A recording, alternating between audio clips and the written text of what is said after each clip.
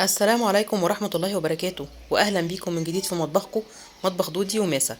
وحشتوني جدا وبحبكم جدا جدا. وعشان بحبكم قررت أعمل أكتر أكلة أنا بحبها معاكم: الكوسة باللحمة المفرومة. العشق يا جماعة. خفيفة على المعدة، خفيفة على الجيب، مش هتاخد منك غير ربع ساعة وتكوني مخلصاها. وتعالي بقى أقولك أنا عملتها إزاي. حل على النار، وهنزل بمعلقة محترمة من السمنة، وهدوب السمنة لحد ما تدوب خالص وتسخن معانا.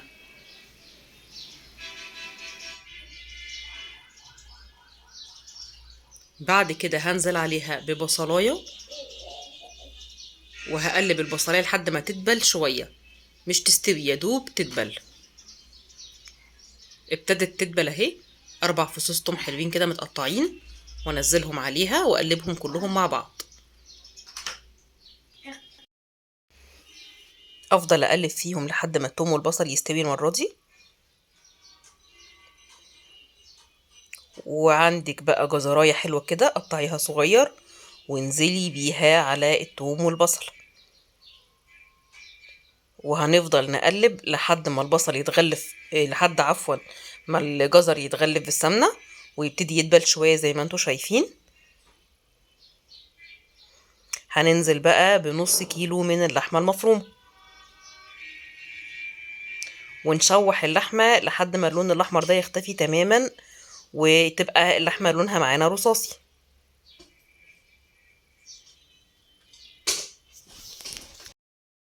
ابتدى لونها يتغير معانا وابتدت تتشوح معانا. هستمر برضو في التقليب زي ما انتوا شايفين كده. اللحمة اتشوحت تماما معانا، وريحتها رهيبة، الريحة حكاية. هبتدي بقى انزل عليها بالتوابل. هتحطي نص معلقة ملح، ونص معلقة فلفل اسود، ونص معلقة بابريكا، ونص معلقة كمون، ونقلب التوابل مع بعض كلها.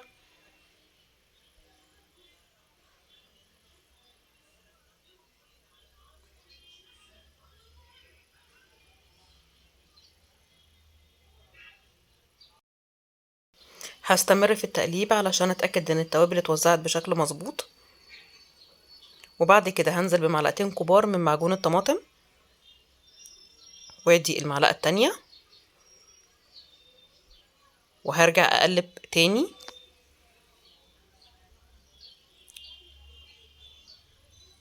وهفضل اقلب لحد ما تاخد اللون المميز اللي انتوا شايفينه قدامكم.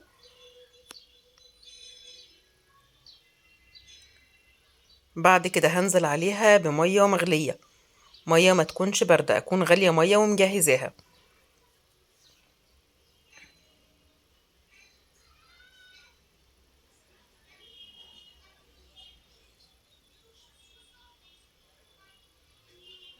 هقلبها بقى واسيبها تاخد غلوتين 3 على النار لحد ما اجهز الكوسة بتاعتي. نغطيها ونسيبها تغلي براحتها على النار.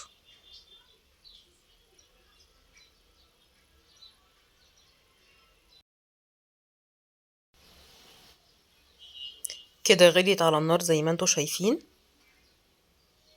شايفين اللحمة المفرومة ظاهرة قدامكم ازاي. هجهز الكوسة بتاعتي بقى، اكون غسلاها ومقطعاها، مقطعاها جوانح زي ما انتوا شايفين بالشكل ده. وهنزل بيها على الصلصة.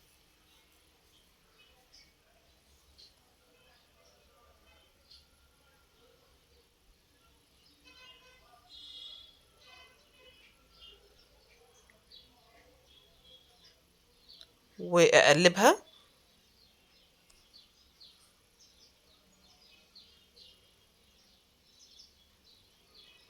انا مش قادرة اقول لكم اساسا الريحة عاملة ازاي. واغطيها واسيبها تستوي، مش هتاخد معاكي دقايق على النار. تعالوا نرجع لها تاني. 8 دقايق بالظبط وكانت خلصانة. شايفين الشكل؟ حاجة كده عظمة، مستوية قدامكم ودايبة دوب. شكل وطعم وريحة حكاية. هطفي بقى عليها علشان اقدمها.